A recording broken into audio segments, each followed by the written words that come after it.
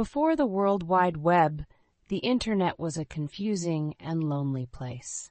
In the 1970s and 80s, the Internet already existed, but not in the way most people know it today. It was mostly used by researchers, scientists, and the military.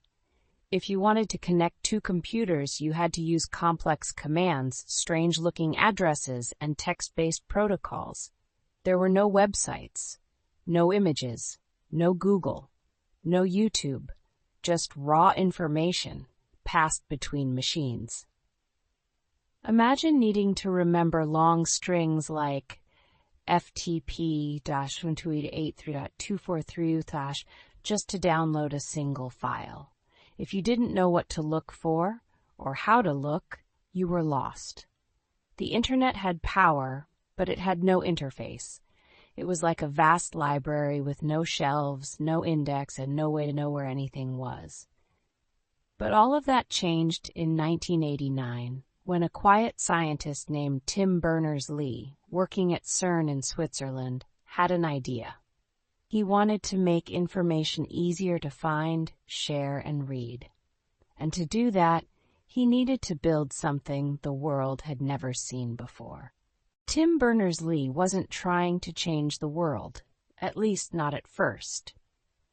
At CERN, one of the largest physics laboratories in the world, scientists from many countries were working together. But they had a problem. They were drowning in data. Research papers, experiments, updates, code, all scattered across different computers, formats, and systems. There was no easy way to access it all in one place.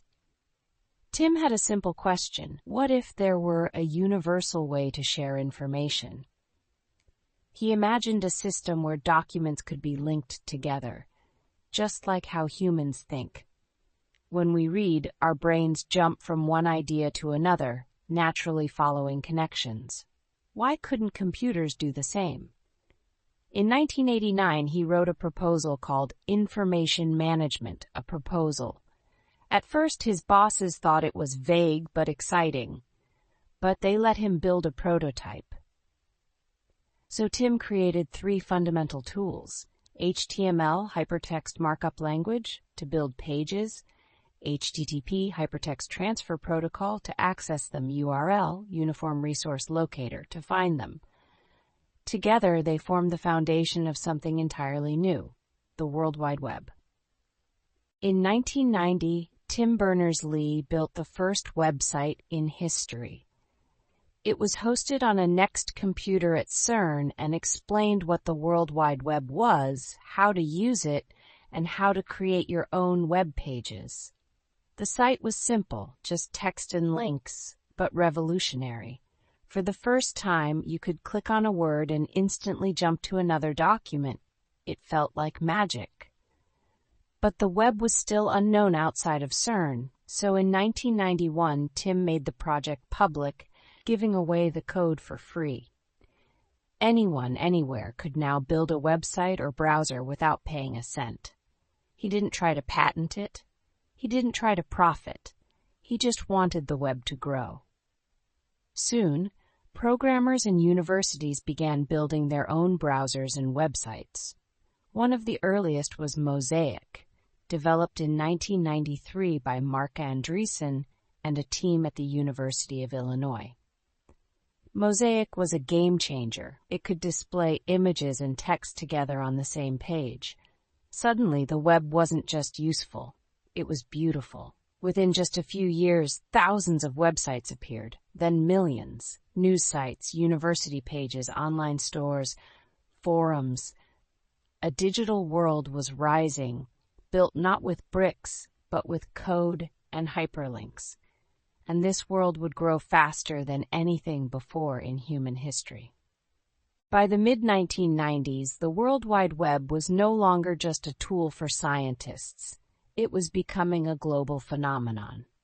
Big companies began to notice. Entrepreneurs launched startups with strange new names like Yahoo, Amazon, and eBay.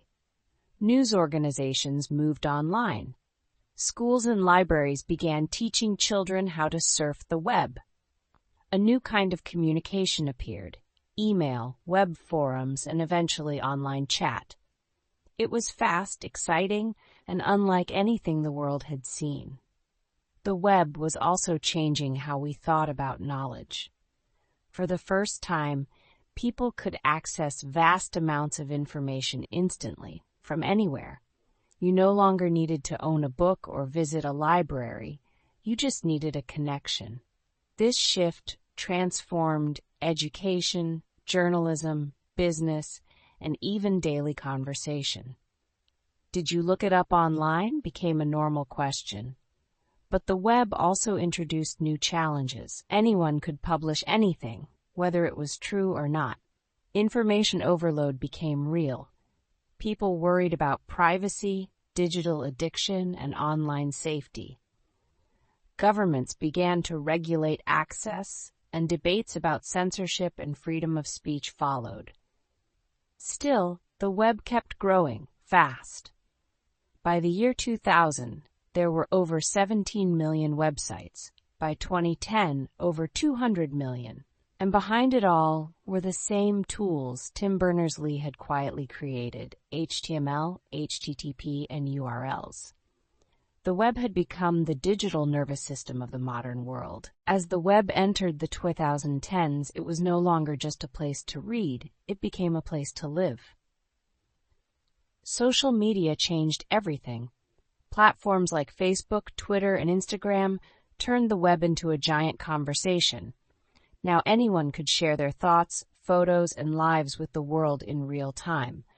The web became personal, emotional, loud. Streaming services like YouTube, Netflix, and Spotify brought video and music into the center of the web experience. People stopped downloading files, they streamed them. Blogs gave way to vlogs. News became live. Entertainment became interactive. E-commerce exploded, too. With just a few clicks, you could order anything from anywhere. Online shopping reshaped the economy. Small businesses could suddenly reach global audiences. Payment systems, digital wallets, and cryptocurrencies began to emerge. At the same time, smartphones brought the web into our pockets. Now, we weren't just using the web, we were carrying it. Everywhere, all the time.